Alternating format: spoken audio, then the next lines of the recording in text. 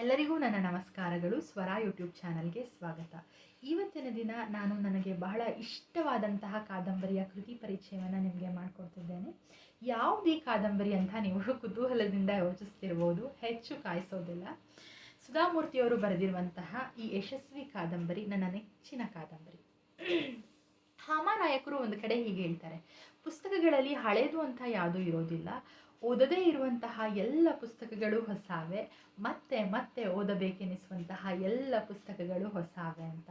ಅದೇ ರೀತಿ ನನ್ನನ್ನು ಅಕಸ್ಮಾತಾಗಿ ಭೇಟಿ ನೀಡಿ ಇಂದಿಗೂ ಕಾಡುತ್ತಲೇ ಇರುವ ಮತ್ತೊಮ್ಮೆ ಮಗದೊಮ್ಮೆ ಓದಬೇಕೆನಿಸುವಂತಹ ಪುಸ್ತಕ ಈ ಯಶಸ್ವಿ ಕಾದಂಬರಿ. ಈ ಕಾದಂಬರಿಯ ಹೆಸರೇ ಸೂಚಿಸುವ ಹಾಗೆ ಇದು ಯಶಸ್ಸನ್ನು ಹುಡುಕಿ ಹೊರಟ 5 ಸ್ನೇಹಿತರ ಕತೆ. ಯಶಸ್ಸು ಅಂದರೆ ಏನು? What is success?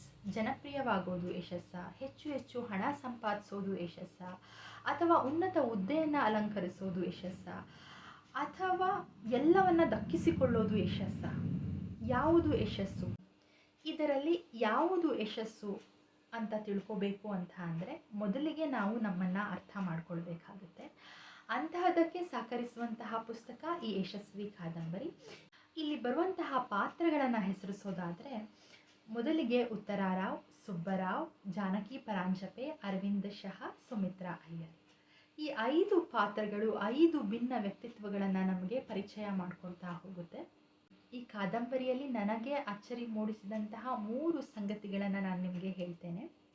ಮೊದಲನೆಯದಾಗಿ, ಬದುಕಿನಲ್ಲಿ ಎದುರಾಗುವಂತಹ ಅನಿರೀಕ್ಷಿತ ಸಂದರ್ಭಗಳಾಗಿರಬಹುದು, ಸವಾಲುಗಳಾಗಿರಬಹುದು, ಹಾಗೂ ನಮ್ಮ ಸುತ್ತಮುತ್ತಲಿನ ಪರಿಸರ ಹೇಗೆ ಬದುಕಿನ ಹಾದಿಯಲ್ಲಿ ನಮಗೆ ತಿಳಿಯದಂತೆ ನಮ್ಮನ್ನು ಮಾರ್ಪಾಡು ಮಾಡುತ್ತೆ ಅನ್ನೋದನ್ನು ತುಂಬ ಅಚ್ಚುಕಟ್ಟಾಗಿ ಈ ಪಾತ್ರಗಳಲ್ಲಿ ಸೇರಿಸಿದ್ದಾರೆ ಸುಧಾಮೂರ್ತಿಯವರು. ನಂತರದಲ್ಲಿ ಕಾಲದಿಂದ ಕಾಲಕ್ಕೆ ನಮ್ಮ ನಿರ್ಧಾರಗಳೇ ನಮ್ಮ ಕಣ್ಮುಂದೆನೇ ಬದಲಾಗೋದನ್ನು ತುಂಬ ಮನೋಜ್ಞವಾಗಿ ಪಾತ್ರಗಳಲ್ಲಿ ಬಿಂಬಿಸಿದ್ದಾರೆ.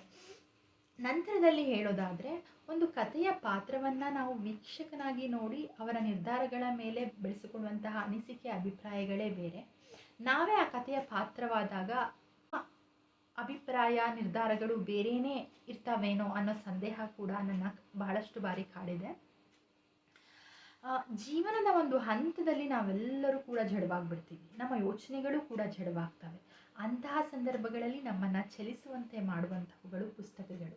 ಹಾಗಾಗಿ ಓದುವ ಹವ್ಯಾಸವನ್ನು ರೂಢಿಸ್ಕೊಳ್ಳಿ ಅಂತ ಹೇಳ್ತಾ ಈ ಕಾದಂಬರಿಯನ್ನು ಓದಿ ನಿಮ್ಮ ಅನಿಸಿಕೆ ಅಭಿಪ್ರಾಯಗಳನ್ನು ಕಮೆಂಟ್ನಲ್ಲಿ ತಿಳಿಸಿ. ನೀವು ಕಳೆದು ಹೋಗುವ ಖುಷಿಯ ಓದು ನಿಮ್ಮದಾಗಲಿ ಅಂತ ಆಶಿಸ್ತೇನೆ. ಧನ್ಯವಾದಗಳು.